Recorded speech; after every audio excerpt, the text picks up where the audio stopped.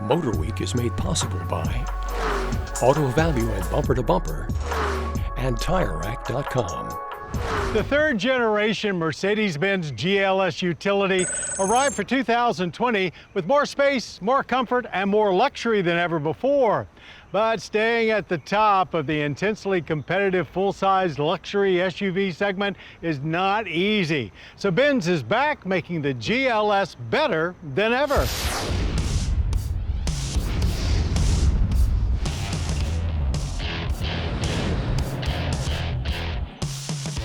Mercedes-Benz didn't get where they are today by just following trends or playing keep up. Regardless of vehicle segment, they have been constant innovators, bringing new technologies to market and continuously upgrading their products. Which brings us to this 2024 Mercedes-Benz GLS. Starting inside, there are still 3 rows of seats for either 6 or 7 passengers, depending on second row configuration, with abundant space no matter which seat you're occupying. Many materials inside have been updated, along with some new leather-based themes added. This is the Bahia Brown and Black, which looks fantastic and comes with aluminum trim, though a host of wood veneers are available, including this natural grain gray oak. The central 12.3-inch touchscreen is updated to the latest MBUX software, and the upgraded 12.3-inch driver display can provide information through classic, sporty, or discrete themes. Despite the wealth of information available on both screens, it's all very intuitive to access, and navigation with augmented reality is standard. The steering wheel is also new and now comes with its own set of touch-sensitive controls for better or worse, and USB charging ports have been added for rear seat passengers. Cargo space remains plentiful as you would expect, starting with a good 17.4 cubic feet behind the third row and 48.7 behind the second row. Fold all seats and you've got a cavernous 84.7 cubic feet. A power folding third row is standard, as is a power liftgate, panoramic sunroof, and 4-zone automatic climate controls. There are powertrain upgrades too. The 3-liter turbocharged inline-6 in this GLS 450 gets a bump from 362 to 375 horsepower with 369 pound-feet of torque. Towing capacity is a stout 7,700 pounds. A 4-liter V8 is also available, getting its own increase from 483 to 510 horsepower. Both come with mild hybrid assistance, standard all-wheel drive, and a 9-speed automatic transmission. A refresh for the outside means a new grille with silver shadow finish, more prominent bumper, and a faux skid plate for the front, and new taillights with a power of 3 theme in back.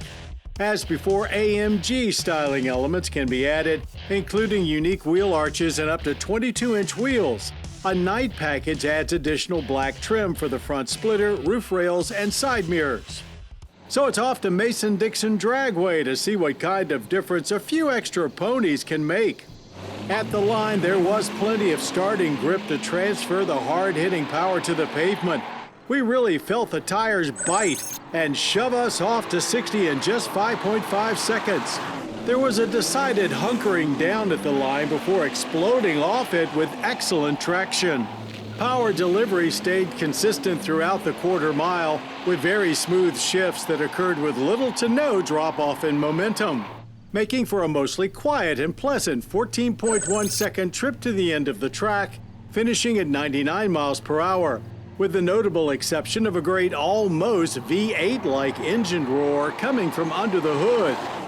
In our handling course, the GLS 450's 5,500 pounds of weight became obvious right away with noticeable body roll.